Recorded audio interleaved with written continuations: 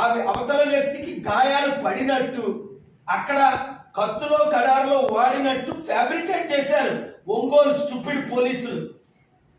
అక్కడ డీజీపీ రాముడు గారు, మంచి శ్రీకాంత్ ఎస్పీ గారు న్యాయం చేశారు కాబట్టి నేను క్షమించా. ఏ పోలీసుని క్షమించను.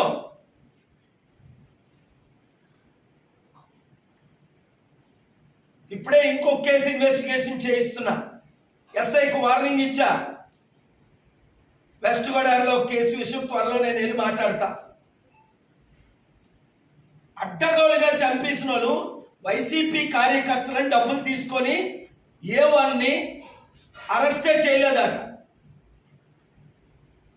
అందుకేనా మర్డర్లు ఎక్కువైపోయి, నరహత్యలు ఎక్కువైపోయి, మానభంగాలు ఎక్కువైపోయి, ఆత్మహత్యలు ఎక్కువైపోయి, మీ ఇష్టం వచ్చినట్టు చేసుకోవడమేనా?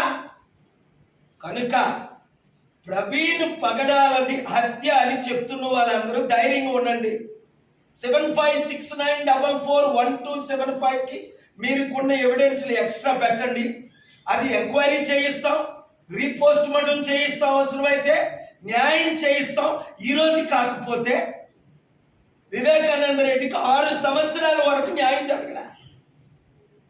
నేనైతే 6 వారాల్లో న్యాయం చేస్తా. ఈరోజు కాకపోతే కొద్ది సంవత్సరాల తర్వాత ప్రజాశాంతి పార్టీ అధికారంలో రావాలి. మీరు రప్పించాలి. 2 తెలుగు రాష్ట్రాలను కాపాడాలి.